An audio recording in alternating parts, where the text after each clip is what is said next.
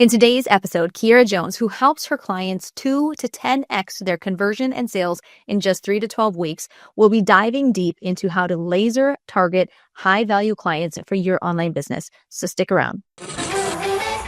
If you want to build a legitimate, profitable online business without shiny objects, without the hypey gimmicks, and without the stress and overwhelm, if you want to make more money without having to be present online all day, every day, pumping out content that nobody sees and hustling DMs to generate leads and sales, then this is the place for you. Welcome to the Digital Trailblazer podcast, your online business university, where you'll learn how ordinary people start from ground zero with no influence, no email list or audience to sell to, and no business or marketing experience, and go from working 9 to 5 jobs to building successful 6 and 7 figure online businesses and all the steps in between. Learn the strategies that worked and what didn't. Learn the mistakes that they made and how to avoid them, and then learn their plans for scaling their businesses and taking things to the next level. All so that you can build your business faster and easier and make more money without sacrificing the things that are important to you in your life. I'm your host, Leah Ray Getz, and with me is my husband, Todd. Now let's get to it with today's guest. Hey, Digital Trailblazers, welcome. I'm excited to talk with Kierra today. So Kierra, we're going to dive deep into all of the strategy, all the goodness, but give a little context for our audience. Let them know a little bit more about you and what you do. Yeah, well, thank you so much for having me. I'm super excited. And hi, everyone listening. I'm Kierra Jones from KierraJones.com. I'm super excited to be here. I'm called the Shine Strategist online. Some of my clients call me the Client Whisperer, but really my work combines messaging and sales together. In short, I love supporting my clients on elevating how they position their expertise. So we have incredible genius and knowledge and services and all the things, but you're only as powerful as you can position it. You can be incredible at what you do, but if you can't convey it and communicate it to the right people, let's add that, then it kind of falls on flat ears or some of the wrong people. So I really focus on the sales messaging that you need to position your expertise so that you can show up and shine in it more powerfully. So Kierra, I know a lot of people, we talk to a lot of people in the online business space, and whenever they start creating their own offers, like the natural tendency, I think, for people is to start out with something just low cost, very cheap offer, and they're targeting as broad of an audience as possible because they want to bring in as many people as possible. They don't want to exclude people. And I know from our experience and our standpoint, that's typically something that sabotages them in the beginning. Is that right? What's your experience with your clients? You said it. Absolutely. When you're first starting out, especially, you're working to build your confidence on what you do, right? So a lot of times, especially for my clients, they're coming from like corporate or they have personal and professional experience in something or years of, experience they've been building. And so they used to do it under someone else's name. And now they're doing it in under their name, in their brand. And there's like mindset stuff that comes up in that because it's like, okay, you see me as an expert in this. So you have that. Then there's this other level of, and I'm charging you for it. And it feels a little different. Like a paycheck, it's like someone said, here's how much I'm going to pay you for this. But now you get to decide, okay, I am charging this much because I want to, I know it's worth it, etc. So there's those mindset elements. So with that, I find that a lot of people, when they're first starting out, they want a bigger audience because they think it's going to bring in the bigger numbers. The more people I have do this thing or pay me for this thing, the more money that I'll make. But what actually starts to happen is you water down your messaging because you're trying to talk to 5, 10, 20 different people at one time. So that means there's 5, 10, 20 different problems. There's 20 different desires and solutions and different options and all the things, right? And so now instead of you having a message that's targeted to your core person, who's going to most buy from you, you're speaking to multiple people hoping that they buy. But again, when you're starting out, you're kind of like, I just want to see what sticks, who buys. And so there becomes a point. I really love working with women. I call it in the middle. And so when you're in the middle, beyond that initial stage, you're stepping into this space of like, okay, this was my initial message. And now I want to step into my iconic message. Like, this is what I want to be known for. This is who I want to focus on working with. And, it's a blessing and a curse at the same time because there's this one level of, here's who I used to work with, but I no longer aligned with them, or maybe I should have never been targeting them, but I thought that was the only thing that was available to me. And as you start to work with more clients, you realize who you do and who you don't want to work with. And so when you do that, it allows you to go deeper and, this is who I really want to work with. And you go deeper into that person, into understanding all the things, the psychographics, all the things you need about them so that you can talk to them more versus when you're starting out, you're trying to kind of figure out who that is, And so it's definitely a mix, but I promise, the more you can be, it will allow you to actually call in more of the right people versus just anyone. Right. And one of the other things that we kind of mentioned, offline before this discussion was that you don't have to do more to get paid more. And to me, that just really resonated. It was such a great way of putting it because like you just said, most people that, they're trying to do everything for everybody and they're trying to, market to 10 different audiences all at once. And so their marketing is watered down, their price is really low. And then even when they do bring on a client, they're doing a million different things for them. And the overhead and the amount of hustle and work when you bring on a client is just so much heavier when you're building your business that way versus, like you said, not niching down, but niching deeper, where you're just getting ultra specific to who you're working with and what you're helping them to do. Not only does it help you to lighten your workload because now you're just laser focused on helping them achieve one specific goal, but it also helps you to raise your price. Is that right? Absolutely. It helps quite a few things. So yes, it helps you raise your price because think about it like this. If I know that I can go to this person for 10 different things, and let's bring referrals into the conversation. So you are in some Facebook group, you are on LinkedIn, you're out and about in your community, and there are people who need all 10 things. You are going to have people referring you for all these different things versus when someone needs the one thing that you are so known for, now they refer everyone to you for that thing. So that instantly takes you from generalist, right, to specialist. I think about, I had braces when I was in college. And so I think about how expensive they were, right? But if you think about the price that you would pay when you go to the regular dentist is one thing, but when you want to go to a specialized location for specific, either root canal or your braces or whatever it is, right? They're going to charge a whole different amount because they have honed in and specialized on that amount. And there's also an ability for you to charge more because we know you're the best at this thing. So I can't go to any and everybody for this thing. So that's why it's actually beautiful for you to really position yourself as an expert. It's not you putting yourself in a box. Actually, when you go deeper into the core thing that you do, you're able to instantly charge more because people know you for that thing. And then even think about your testimonials. So now you go from having, hey, I do 5 different things and I have 5 different testimonials to, hey, I do this core thing and I have 5 testimonials for that core thing. And now I have 10 and now I have 50. So people really get to know you for that. And speaking of pricing, so we talk about like the strategy part of it, but I can't help but bring mindset into the work too with clients because there's also this conversation around embodiment. You said something when you started this out. You said people think that they have to do more, right, to charge more. You have to be more, right? Like you owning your expertise in the thing that you do and you embodying that, people will approach you completely different, right? When they're like, oh no, he or she is an expert at that thing. They know what they're talking about. They have podcast episodes and they have accolades. They have all these things, content and a platform and etc. So you building your personal brand, the power of it is in you, niching. And I just wanted to bring one thing in. So I talk to my clients about energetic currency. So yes, we're used to currency with money, but I'm only bringing energetic currency in because you mentioned overhead and just your energy as a CEO. You have 100% of energy. I know we like to say, I'm going to give it 500%, 1,000%, but you have 100% of energy. That's it. Okay. When you think about that, if you're splitting yourself up amongst 5 different niches, so then you're giving each one 20%. When you're honed in on even just 2, now you can give each of them 50%. When you're honed in on 1, you can give it 100%.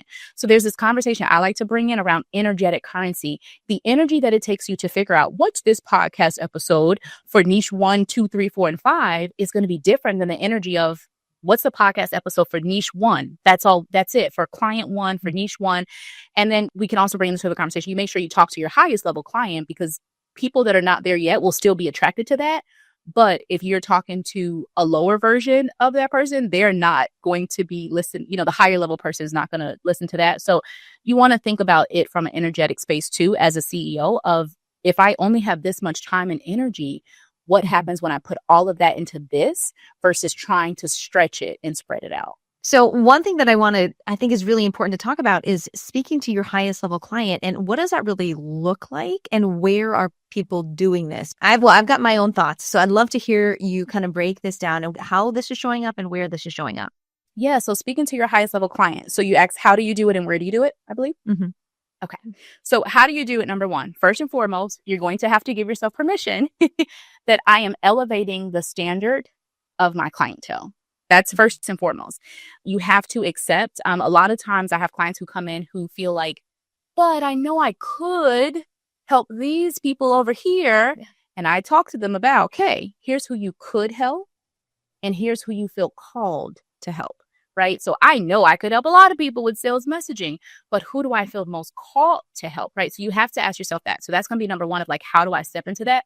Once you give yourself permission, and believe it or not, some people might say, I don't need to give myself permission for that. You do, because what happens is when we sit and we build out the messaging and you're on stage or you're in the front of the video, little parts of you will start to unknowingly talk to the other version of your person, because in your mind, you're still trying to be wish-washy. You're still like, well, let me speak to the highest person, but I don't want to leave this person out because I care, right? A lot of my clients, like I say that we are of impact and integrity, right? We care about our people. We actually want to help people. So we think that we're leaving people out when we do that. But I want you to remember there is someone for everyone. There is someone for the person who's a little bit newer, right, in the field of which you, work in, and that your industry, your niche. And then there's someone who's going to be for those more fans. There's someone for everyone. So there's no scarcity here in support. You need to own who you feel most called to support. So once you give yourself that permission, then I actually have a process. I call it client intimacy messaging method. So it's about getting intimate. I want to give everyone listening, like if you close your eyes, Titanic was one of my favorite movies when I was a little girl, and you think about the iceberg, right? So the iceberg, there's a portion of it we see on the surface. There's an entire huge part of it that we do not see beneath the surface. So the reason why I started calling it client intimacy is because we don't want to just circle on the demographics. We want to get into the psychographics. What is your client thinking? What are they feeling? What are the things beneath the surface that they don't see or that they don't publicly announce? One of the exercises I like to do with my clients is actually, what are they saying to themselves in the shower when they're driving down the street? What are they journaling about? What are they telling their best friend that they tell no one else? And what are they saying to themselves that they tell nobody, including their best friend? So those are a couple of like questions and reflection things to get intimate with your next level client around what are they really thinking and feeling. And the third thing I'll say is a lot of times we speak only to the problems and the challenges. And here's what my client's going through right now. You want to go also into what are the desires? Like, and I don't mean the surface level desires again. Let's go underneath. What are the deeper desires that your client has that their best friend only knows, that they tell no one? Because when you speak to that and you connect that with your method, I have spent 5 years in XYZ niche and industry. I've helped my clients do XXX so that they can insert those deeper desires, or even take it a step further so they can experience X solution or result, transformation. And when they do that, here's how that allows them to feel. Here's who it allows them to become. Here's what allows them to do. So you want to kind of go through the deeper impacts. I call them transformational impacts. There's about 5 key areas with those that you want to bring in. So those are some. And then you ask me, where do you want to do this? I'm going to say everywhere. And the reason I'm saying everywhere, let me be clear. Kierra did not just say, right, energetic currency. I didn't just say, oh, Kierra told me to be everywhere. That's not what I said. I said, do it everywhere, but do it everywhere that you already show up. So if you already have 1 or 2 core primary platforms that convert for you, where you get to nurture your audience, you get to convert them and build that know, like, and trust factor, wherever those top 1 or 2 start there with infusing this next level message in, because that's where you're already having the best conversion. So if we elevate the messaging there, of course, you're going to have better conversions over there. So do that first. And the reason I say that is I get so many questions about, Kierra, where do I put my next level messaging? We have this huge chart, and I sit and I say, it can be your podcast, your YouTube, your live stream, or your pre-recorded video. It can be your written content, your blog post. It can be your ads. It could be organic. If you have organic focuses, like your email marketing, or, like your posts on social, insert, like whatever it is that you are already doing in your business. I think we get so wrapped up with, where should I be visible, or where should I be showing up to market? And I always tell people, what's the 1 or 2 places or activities that you're going to show up the most consistent with? All the extra stuff is just extra. Going back to energetic currency, master those 1 or 2 primary platforms. And so bring this messaging there is what I would tell anybody that's watching. And obviously go to where your most ideal client is, like where they exist. And so pay attention to what's already converting and just focus on refining that and that converting more for you first. So I know with us and the people that we've worked with, where we really see people having difficulty doing this is whenever we bring on a client that's doing some sort of life coaching or mindset coaching. And that whole aspect of niching down or niching deeper and finding that specific thing that they help people with is so difficult for them. And I love what you said about think about what they are saying to themselves in the shower. Think about what they're saying to their friends when nobody else is listening, right? What are those things that they're telling to themselves that are their problems that they're worrying about that keep them up at night? Because that's really what you need to center your messaging around. And I know that typically the first time through when we take our own clients through a similar exercise, typically the things that they come out with is, oh, they're frustrated. They have anxiety. They want a deeper purpose in life. Well, that's still very generic. And that's not even what they're saying in their heads, right?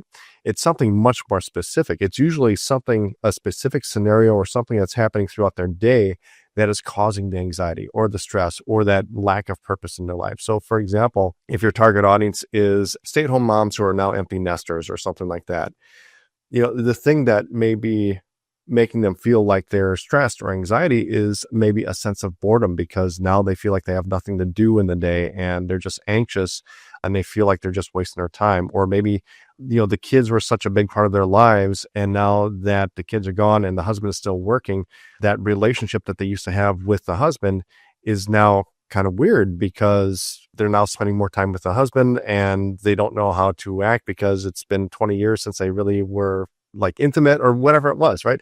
There are these specific things and these specific scenarios that are causing those feelings. And that's really what we need to get down to. Is that right? Oh, I love the example. I love real life examples. So I love that. Yes. The first place that I would take anyone, even if this is not your niche necessarily that Todd used the example of, you really need to revisit your signature method. Like I geek out on frameworks and signature methods and people ask me, why do you bring that into messaging? Don't I just need to talk to my person? So fun fact, in my experience, personally, I've just celebrated year 10 of my entrepreneur journey, but 8 full-time, 10 in total. And so any coaching that I've ever gotten, I've always seen people when they do messaging, they do who is your person first, and then they go into like, what's your package, what's your offer? I do the opposite. So I'll give this little nugget. My clients know this. I tell them, hey, stop selling your offer. And the first time I say it, they look at me like I'm crazy. Like, isn't that why I'm here, is to get the messaging to sell my offer stronger? And I tell them, I want to shift your mindset. I don't want to sell your offer first, right? I want you to sell the core transformation of the work that you do, right? So that if you have a course, if you have a one-on-one, if you have a group program, like whatever format of your offer it is, it always leads back to or helps them make progress towards that core thing that you help with.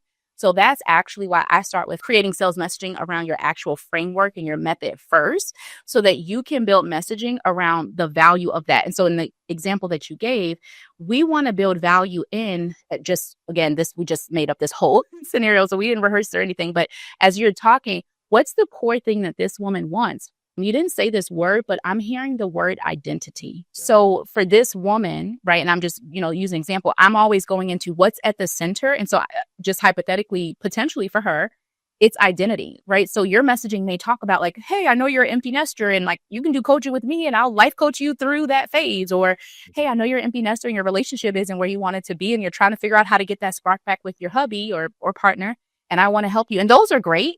But if you centered it around, hey, I know you're at a new transition in your life. Your kids just left. You've spent 18, 20 years caring for them, loving them, taking care of your husband, taking care of your home. You've poured your all into it. And you're super proud of the humans that you have both raised.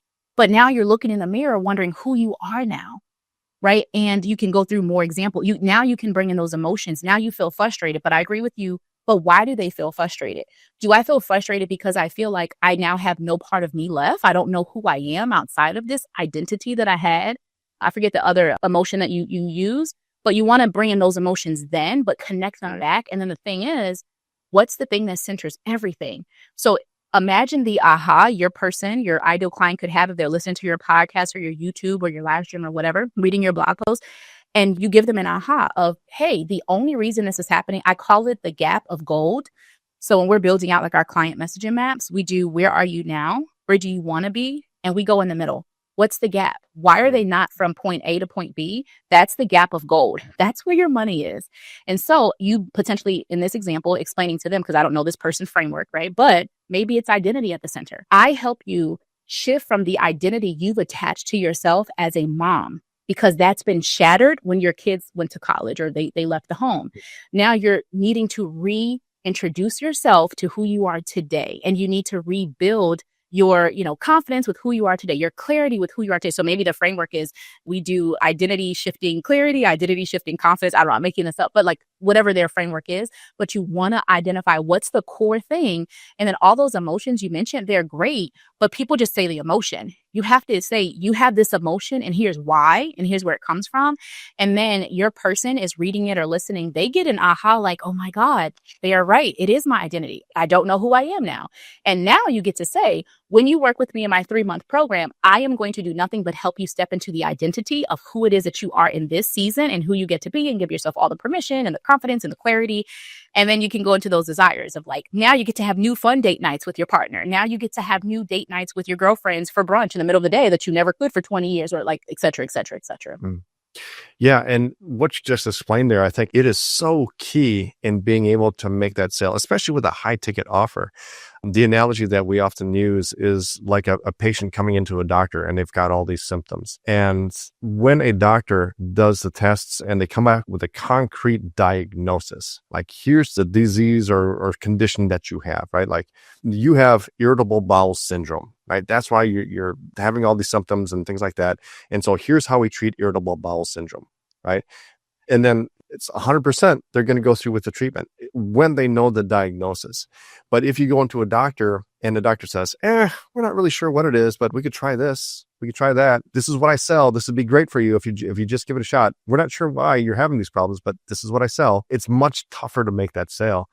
So yeah, I love that you explained it that way, because that's exactly what needs to happen. Is you need to identify what it is, that problem that they didn't know that they have, and give a name to it and diagnose it like a doctor. The other thing that you mentioned. 2 things, Todd. Yeah, absolutely. Is that okay? Okay. 2 things came up when you were talking. So I love that analogy. I wanted to add another potential thing for those listening to differentiate yourself. In your messaging, what Todd just said was like, you could do this and you could do this and you could do that to help you. We can use that to our advantage. So in your messaging for that person, you would say, hey, and I know you've tried getting another life coach who did general. I know you tried going to therapy. I know you tried going to a new dance class. So that's just like, that helps them again go through, how does this person know I did those things in the last 30 days? Oh my God. So like, so that was just one thing. But I also I forgot to mention, you said life coaches, mindset coaches, anyone who does work where there's an intangible element. It feels very hard sometimes. I find that, and I'm curious for y'all too, like when your clients are pricing stuff, it's hard sometimes when they're like, there's not a tangible, I'm a finance coach. I helped you double your savings. I help you increase your credit like this, or whatever it is. Or if you are a business coach, I help your business grow by 100%, or whatever that is. There's like, or even a weight loss, right? I help my client lose 20 pounds and keep it off for a year. So there was like a tangible element, but a lot of times I see a lot of life coaches, spiritual coaches, mindset coaches, people who do relationship even though there's some tangibles to that. But there's this conversation I just wanted to bring in with messaging on intangibles versus tangibles.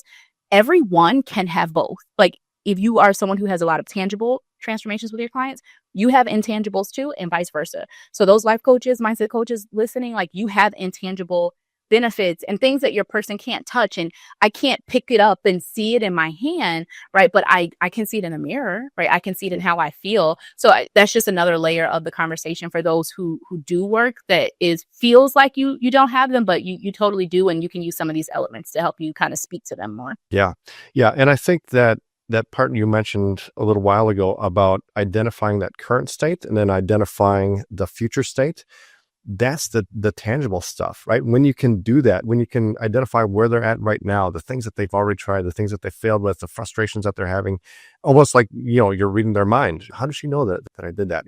Those questions, you can identify that. And then you can identify a specific future state, right?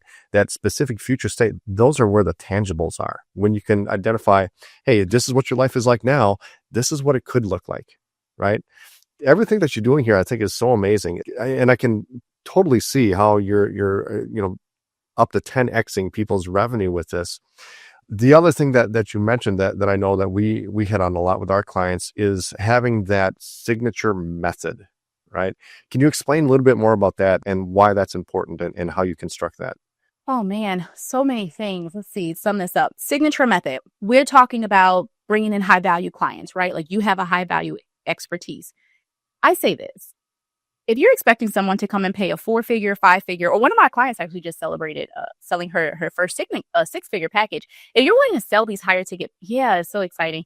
If you're wanting to sell these higher ticket packages, okay, who's going to drop 2K, 20K, 25K, like 30? Who do you want to drop that amount of money, right, for your service if you don't have a core concept, a signature method? Like, one, it just kind of doesn't make sense. So everyone sit down and really figure out what your method is. And then I want to say too, for my clients, they're usually in that growth phase. And so it's like, Kierra, I've had clients who come to me like, Kierra, I don't have a method at all. And then I have clients who like have a method and we just need to refine it. For those who might be listening who feel like, oh, but I don't have a method, I promise you do. I want to give an example. Let's say you're making eggs, okay? Just because that's what I ate this morning. You're having eggs, right? Do you sit and say, I'm going to crack maybe if you do, I'm going to do the analogy of like doing it in a bowl. So I crack my egg, I put it in a bowl, I put some seasonings and maybe I add some, onions or peppers or whatever I want. And I'm going to put pepper and then I'm going to put something, oil, butter in the pan. Like, do you really sit and go step by step when you're doing it? No, you don't. You literally just do the steps and you don't actually acknowledge them. And so the reason I'm using that is because so many times as an expert, the thing comes so easy and natural to you. It's like making eggs. You don't sit and go through the 10 steps. You don't write them down. Who does? So if you feel like you don't have a method, if you have had clients and you have gone through the process yourself, literally all you need to do is sit down and document it. That's all we're asking. So just sit down and document the steps that you use to make your scrambled eggs or to get your client from point A to point B. So I want to say that one, because I had a client who she had done, it was her first year in business. She had done like 50K and she was like, how do I like triple this? And I was like, oh, what's your method? And she's like, I don't have one. I'm like, you obviously have one because you made $50,000 in a couple months. Like, this doesn't make sense. We used to work through that analogy and so that's one level. But then if you are some of our clients who are at like already 6 figures or whatever, you have a method, but invite yourself to refine it. And I actually have experienced this 3 times over 10 years where I have a method, but it keeps evolving and it keeps expanding. And I think sometimes we forget, some people think about messaging and making their method as like the thing you do 101 when you first start. And then you think that same messaging is going to like continue with you. That same method is going to continue with you. That's not going to happen. As you work with more clients through that method, you're going to figure out, so I have a client, she does like $250,000 a year.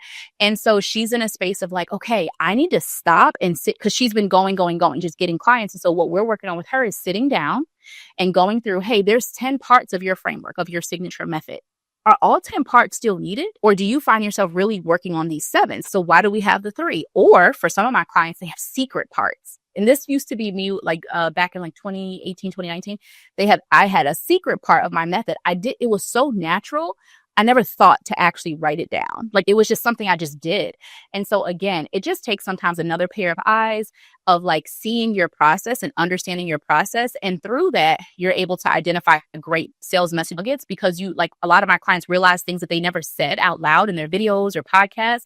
And they're like, oh, I never told my clients I did that. Or on a sales call, it's like, hey, I can help you do 1, 2, and 3.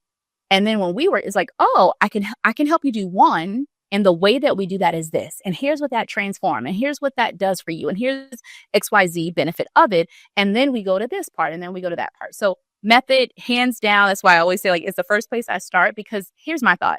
As a high value expert, what are you selling? You're selling your expertise. Your expertise is built into a method. And so you have to be able to articulate that and convey that to people.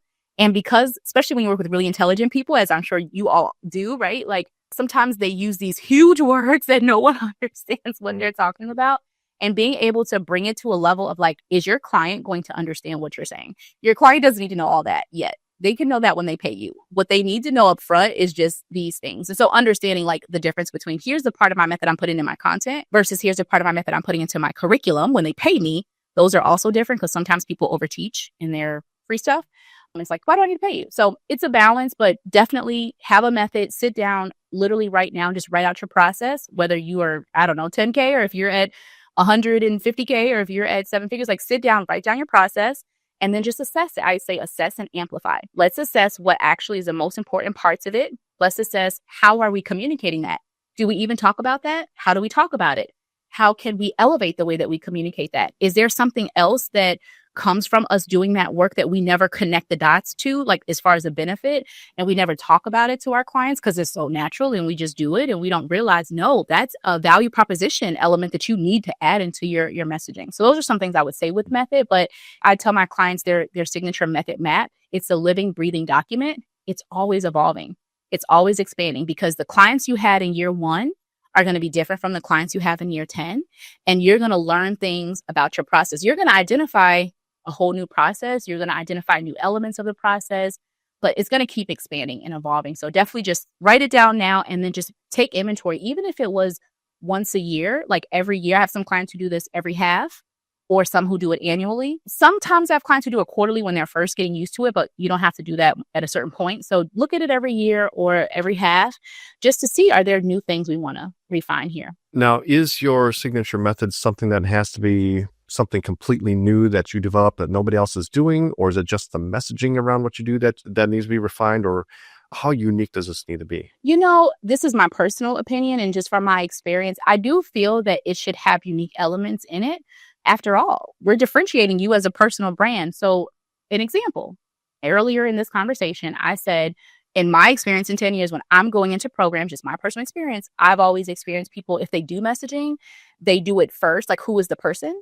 And I've actually, this is just me, I actually have never had a coach sit down and go through my method with me.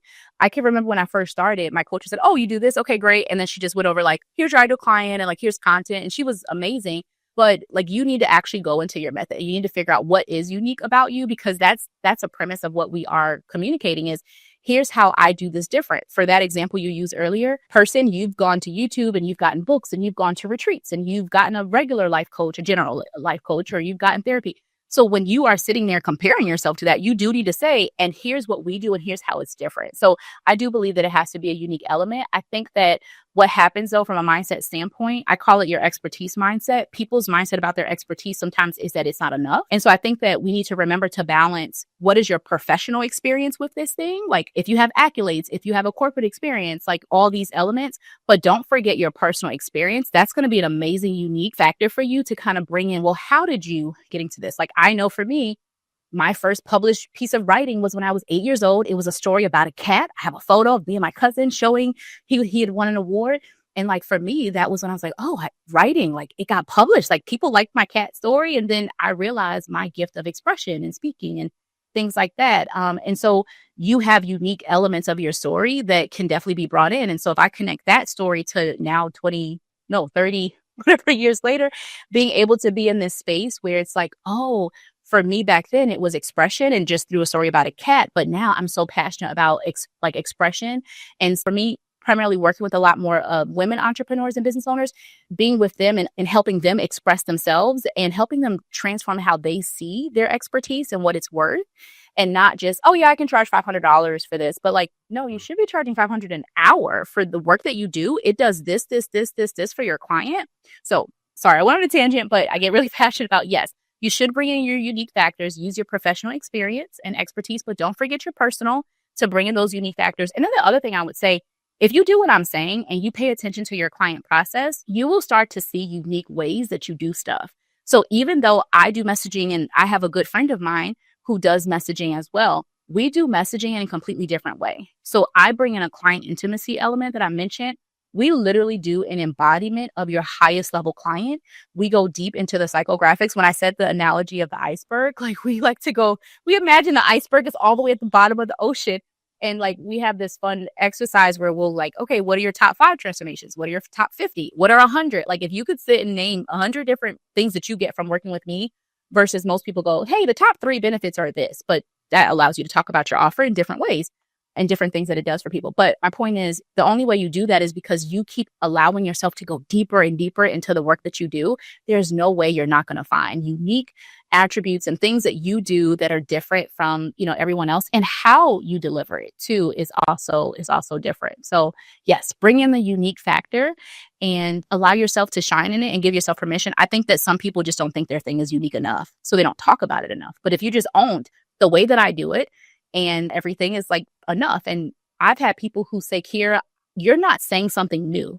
I've had women tell me that like at a conference, like, here, you said something that somebody said to me a year ago, but they said the way that you explained it, the example you used with it, the story that you told with it, but I didn't get it like that. And now I get it. And it goes from there. So sometimes it's really you, and that's where that embodiment piece comes in. Yeah. And I like how you tied that into the pricing of your offer as well, because I think that really is the thing that allows you to raise your price, is having that signature method that you're expressing it in a way that nobody else is expressing it. Because if you're saying the same thing that everybody else is saying and everybody's heard it before, well, then you don't have a unique offer anymore. And now you have competitors, right? Because you're saying the same thing. Now you've got a bunch of competition and you're selling the same product as other people, which, if you're doing life coaching, yeah, a lot of life coaches are selling the same thing. Now the only thing you have to compete on is price. And so now it's just a race to the bottom to see who can lower the price the most to get the client. And the problem with that is that there's no point in being second cheapest. So it's a no-win scenario when you do that. So I think that's such an important part, is having that unique method that you can identify and expressing it in a way that other people just are not expressing it. And that, like you said, you can raise your price 10 times and people will be willing to pay it. Absolutely. Yeah, you're absolutely right. Why do you want to be second?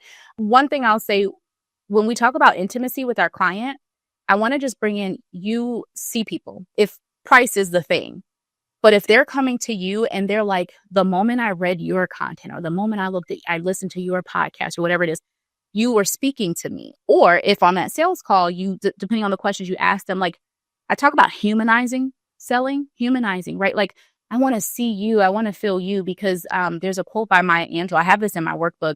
People will remember how you make them feel. They may not remember what you say, but they remember how you make them feel. And so if, because we're not, one of the companies I used to work with was General Mills. And so one of my mentors who have been there like 40 years. There was a sales territory that I was responsible for. And he would always say, we are just selling Cheerios as a fun example. And so he would always talk about like, Cheerios isn't the cheapest. If you go down any cereal aisle, it's a lot of cereal that's way cheaper than General Mills. So we could never, ever sell on the price, ever. We were always, all Pillsbury, all the different brands that General Mills has, we were always the highest price. So I could never sell on that, right? So there was other things we had to talk to. And so this is where we bring in also the conversation of quality versus this quantity, right? Like when you are talking about the high quality elements of your work, that's going to be the best. So anyway, and you want to bring in clients who are high quality. If you're bringing in a client who only cares about price, you've already shot yourself in the foot, because they don't value what it is that you do, and they will never value. And I see so many people think they have to cut their prices because of that. And it's like, no, you need to get better people on the phone. You need to get better people in your DMs. You need to get better people listening to your podcast or your YouTube or whatever it is, because you are changing your prices because they don't value what it is that you offer. That doesn't mean it's not valuable. It means that you need to speak to a higher level person who actually values what you do. And I've seen this. I've had clients who, like on sales calls and stuff, like, I can't do that. And it's like, hey, I don't even have no worries at all. Literally the next day, okay, I figured it out. I'm like, oh, okay, you told me you were going to be back like in a couple months. And I leave it in, you have to make sure that you see yourself and you see your value once you get whatever transformation that is. And so if it became a thing of price, if you could make sure that person sees themselves, that's going to outbid you automatically, even if somebody is the same price, because there is a level of safetiness. And I think in our world right now, we just for in the last couple of years, as the internet explodes even more and people are talking about connection. And for me, I tend to call them people who do thrive off of connection. People want that human touch. People want that connection. And so I just take it back to let your people know that you see them. And again, if you have 10 different ideal clients, it's very hard for you to speak to that person in that podcast episode or all 10 of them, versus when you're really targeted on who you're speaking to, then you are able to be in a space where you are able to just differentiate yourself in a way that it's not the strategy. It's the humanized selling. She sees me. And if I was just 2 seconds, I should say 30 seconds to make the example, you said earlier, the mom who is an empty nester. I see so many clients who come in like, I want to talk to moms. And they're so excited. I'm like, okay, and who? So if I'm saying, hey, I do life coaching specifically for moms who are empty nesters who have lost their identity and now need to find it, that's going to be different from, I talk to moms who are like in their first year of motherhood and they are completely unsure of what is about to happen and how it's going to feel. And they're freaking out and they haven't showered in, X amount of time. Like you can use specific examples versus the empty nester. It's like, hey, I know you came home and you made dinner and you probably made too much lasagna because you're only cooking for you and your hubby and you're used to cooking for 6 other people. You see how specific those examples are? One of them will cancel out. If I'm the mom that is like first year in motherhood, I'm not looking at her content about being an empty nester. I'm trying to worry about the next 2 years and vice versa. So again, be targeted, be unique, get intimate with your person and make sure they see you, because now that mom, she's like, how did she know I made too much spaghetti? Or whatever it is. So yeah, get intimate with your people, let them see you, and then you don't have to worry about price. Yeah, I love this. I think this is such an amazing conversation. We could go all day on this. Kierra, we really appreciate you. If people want to check you out, where should they head? Yeah, thank you so much. KierraJones.com, KIERRAJONES.com. We have YouTube, same name, and all of our social media. And there is a free workbook, KierraJones.com/free. It's a free messaging book. You can hear all my different things that I talked about here, but a little bit more, and do some assessments. And that's KierraJones.com/free messaging workbook. Wonderful. Thank you so much, Kierra. We appreciate you. Thank you. Bye, everyone. You've been listening to the Digital Trailblazer podcast. For show notes and information about today's guest, head to digitaltrailblazer.com. Now, if you love this episode, if you got some value, make sure you leave us a review and subscribe. And be sure to share this episode with anyone you know who could use help to build their business. Thank you for listening, and we'll see you next time.